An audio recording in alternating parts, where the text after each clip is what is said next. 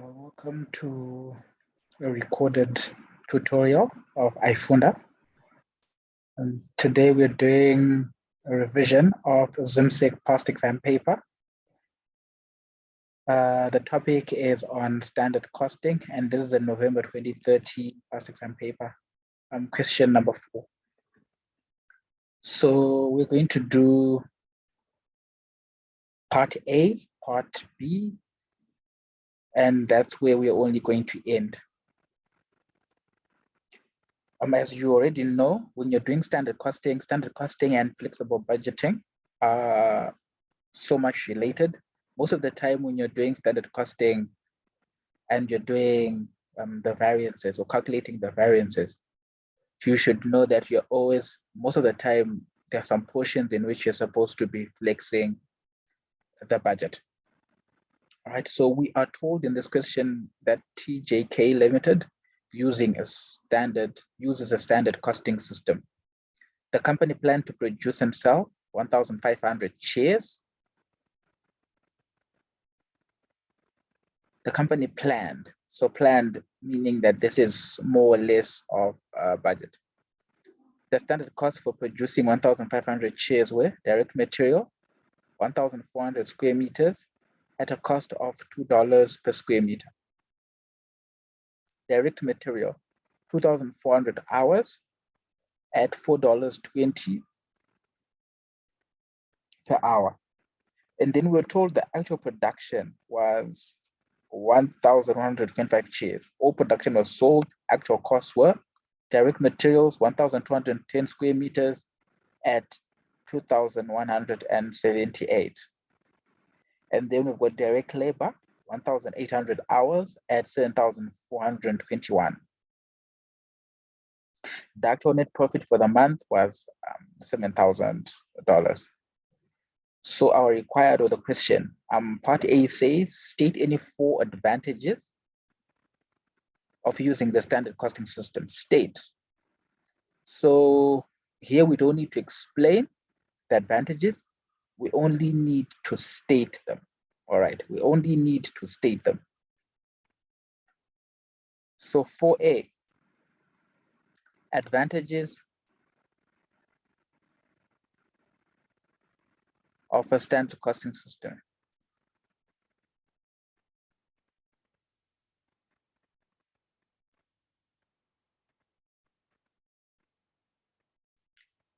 Advantages of a standard costing system. So we can use a standard costing system for variance analysis.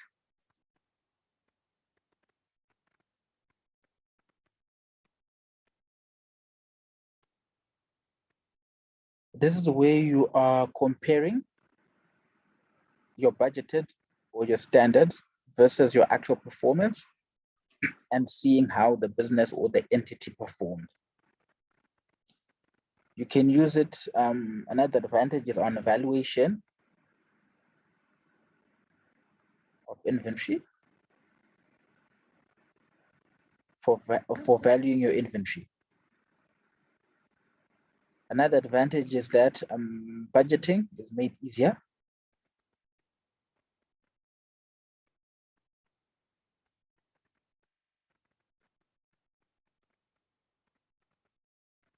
So remember, here you are simply stating, you are not explaining anything. All right. You can, another advantage is that you can use this for setting your selling price.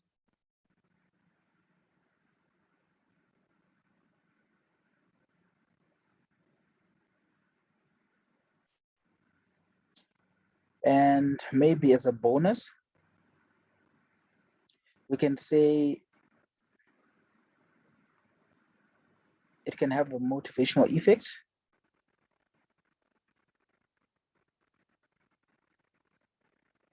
It can have a motivational effect if the standards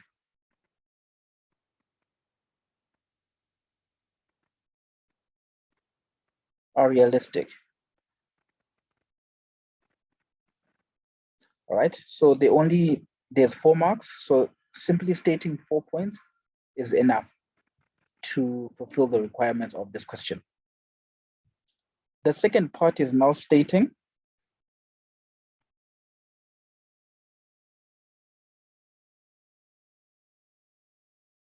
calculate the material price variance. Calculate the material price variance. So this second part requires you to be able to know the formulas for the different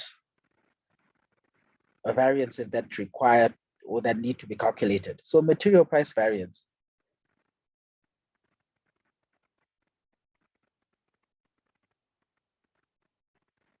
Material price variance. So these formulas, we definitely have to internalize them or get to know them, all right? So you're going to say your standard price minus your actual price. And this is being multiplied by your actual quantity. All right. So your standard price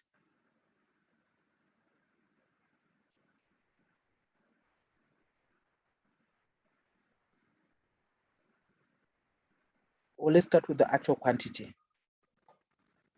So this is for material, all right? So our actual quantity is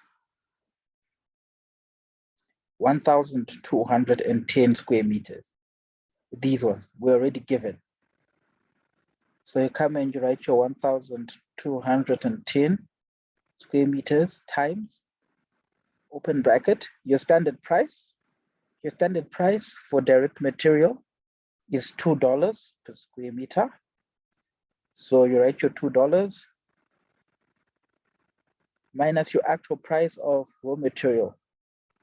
Okay, so what you're going to do here is to simply state $2,178 divided by 1,210 square meters for you to get the price per square meter. This is for actual production. So we're going to say 2,178 divided by 1,210.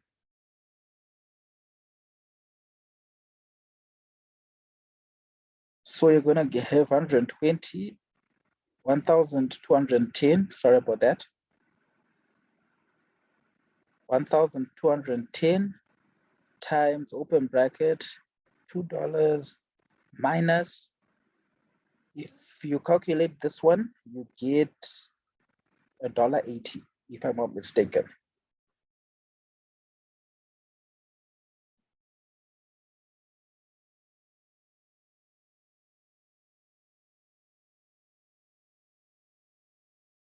$1.80. All right. So if you calculate this, and we say 210, let me try and pull up my calculator. 1,210 times $2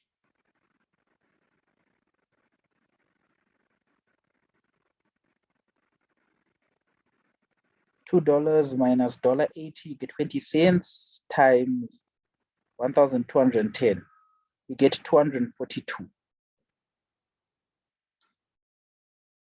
$242. This is our variance. And this is a favorable variance. All right. If it's positive, it means it is a favorable variance. So you put F.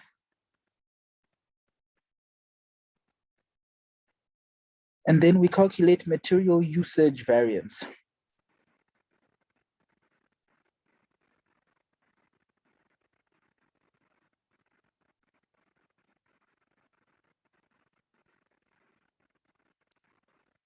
All right, material usage variance. Again, we have to apply the formula.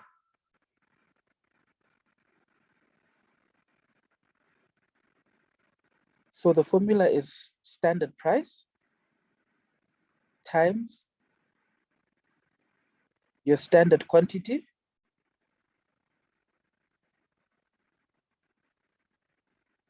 minus your actual quantity.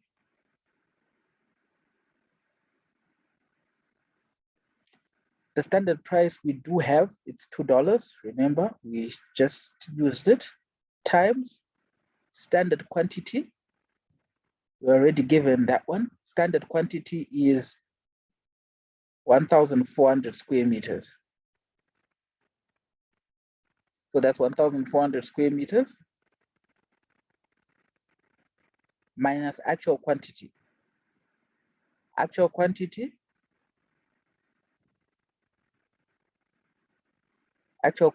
is 1,210.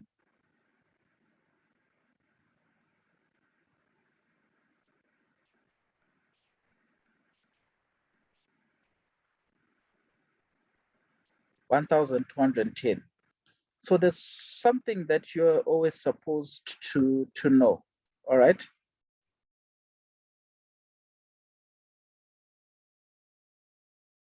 Here, our plan, what we had budgeted for is 1,500. What we actually produced was 1,500 shares.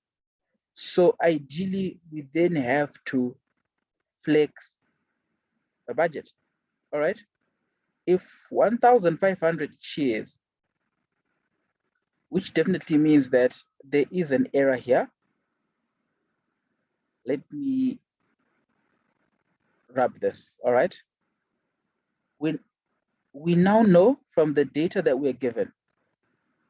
From the data that we're given, we know 1,500 shares gives us 1,400 square meters. We now have to then say, what about 1,125 shares? How many square meters does that give us? All right. How many square meters does that give us?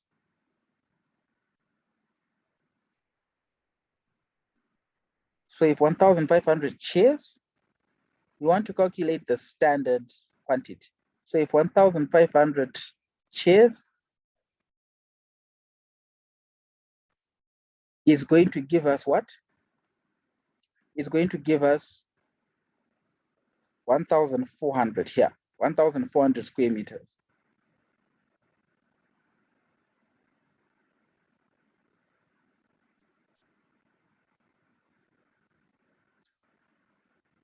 What about 1,125 shares?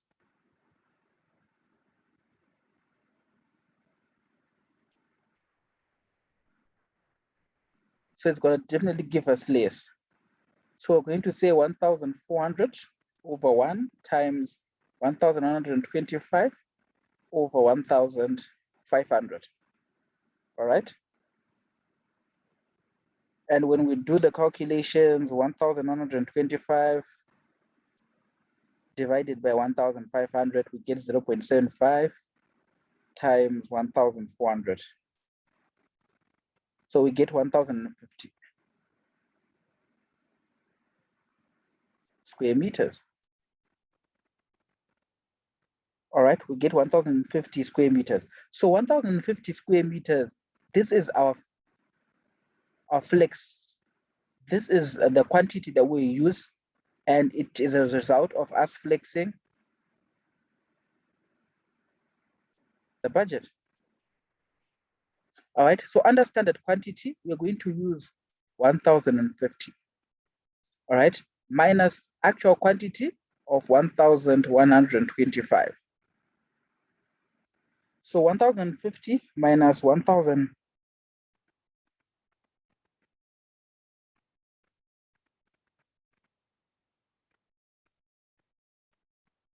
So it's 1,050 minus 1,210 minus 1,210, all right, which is our actual quantity. So it's 1,050 minus 1,210, we get minus 160. So it's $2 times minus 160. We get minus 320. So we write the 320. Instead of putting the negative sign, we put an A, meaning adverse. All right. And then the third one is saying total material cost variance.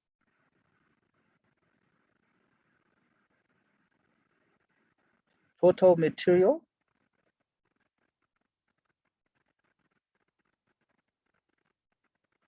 cost variance. Total material cost variance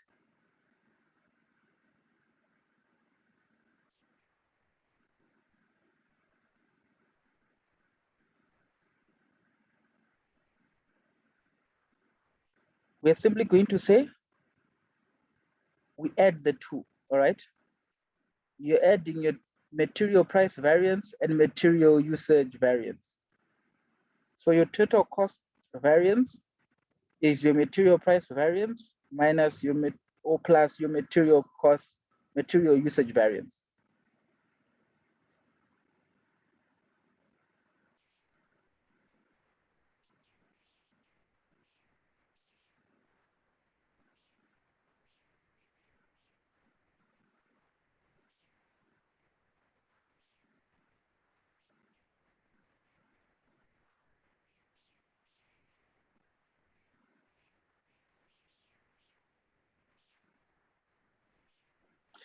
Material price variance, we actually got, it's 242. It's 242 plus material usage variance is minus 320. So plus minus 320 because it's an adverse. So it's 242 minus 320, which gives us 78 again, which is an adverse.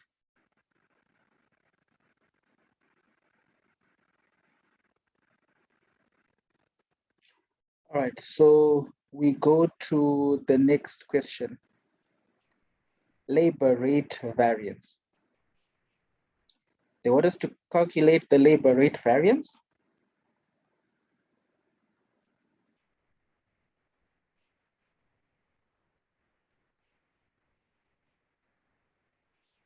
So for labor rate variance, again, we have to use the formula. These are usually found in your textbooks and everything. They are not given in the exam. So it is your actual hours times your standard rate minus your actual rate.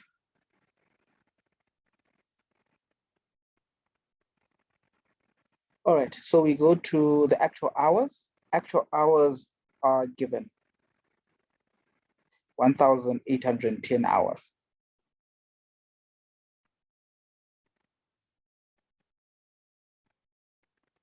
1,810 hours times the standard labor rate. This is the standard labor rate, okay? So the standard labor rate is simply going to be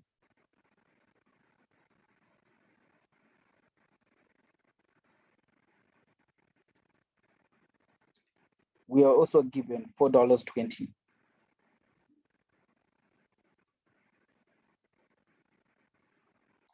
Minus the actual rate.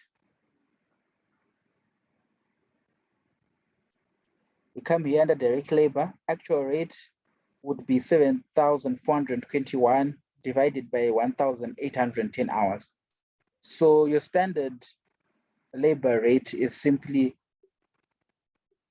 the buck that somebody is paid per hour, or the measurement of time, or per measure.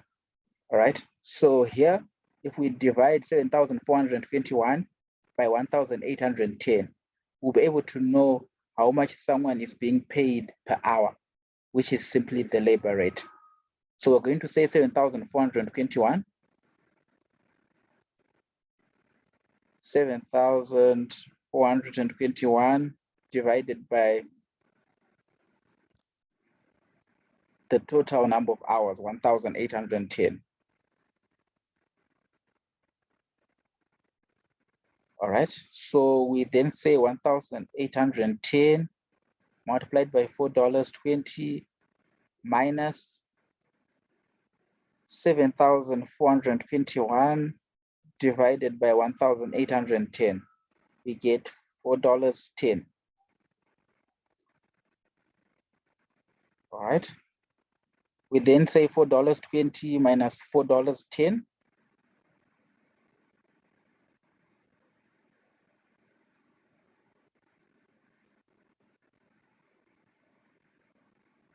So it's 1,810 times 0.1. 0.1 times 1,810. You just get your 181. Again, this is positive, so this is a favorable variance. This should certainly be as straightforward as possible.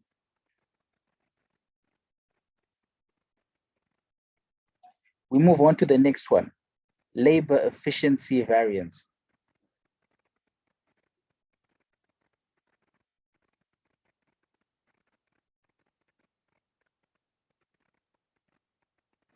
So for us to be able to calculate our labor efficiency variance, we then need to apply the formula, standard rate times standard hours minus actual hours.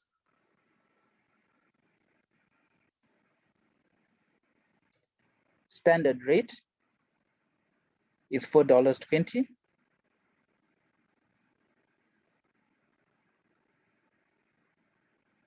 That one is given, times your standard hours. All right, so we want to know what our standard hours is. Again, we then definitely need to flex. If 1,500 hours gave us 2,400 hours, what about 1,125? If 1,500 shares gave us 2,400 hours, what about 1,125 shares? How many hours will we get? That will be the flexed number of hours that we're supposed to use, all right, to calculate our variance. So it becomes 1,500 hours is equal to 2.4 hours.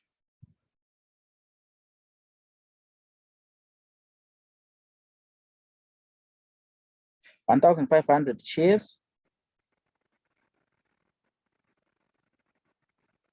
is equal to 2,400 hours.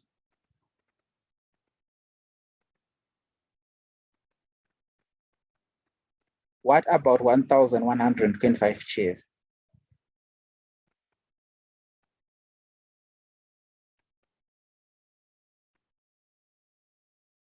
So it will be definitely less. So it's 2,400 over 1 times 1,125 over 1,500. So we do the math. 1,125 divided by 1,500, we get 0.75 times 2,400, we get 1,800 hours.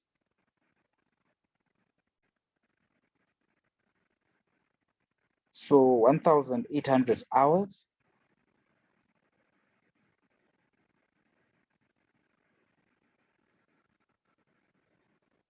is our standard hours, 1,800 minus the actual hours. The actual hours we are also given, it's 1,810.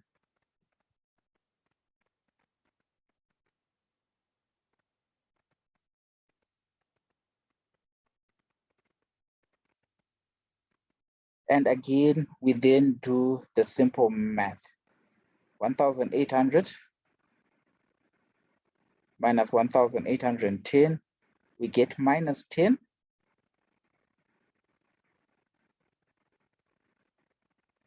times $4.20. We get minus 42. Because it's a negative, we put an adverse. A stands for adverse.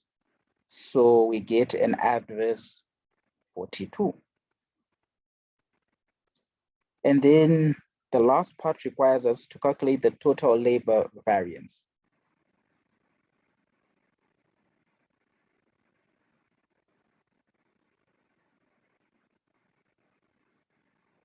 Total labor variance, we're simply adding the labor rate variance and the labor efficiency variance.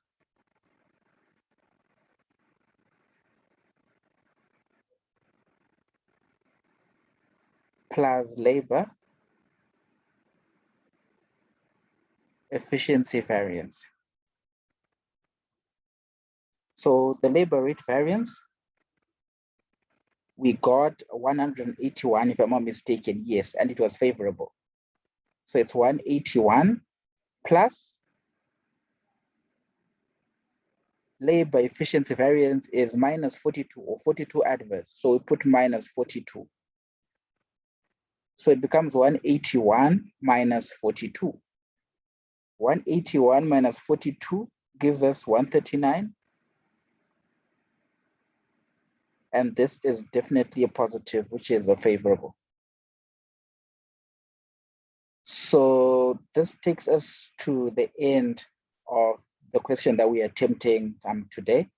We're not going to do part C, which requires a reconciliation, and part D, that we probably will do in our tutorial lessons. All right. So I really hope that you got a better grasp of how to attempt standard costing questions. So one thing you should know is you definitely need to flex your standard cost or your budget when you're doing standard costing. All right.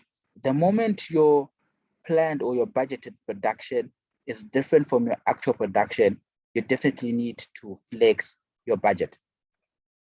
All right, because that's the only way for you to calculate a variance. We said you're supposed to always compare like with like. You have to compare apples with apples, not apples with pears or with kiwis. All right, so you definitely need to flex the budget. All right, and what is flexed?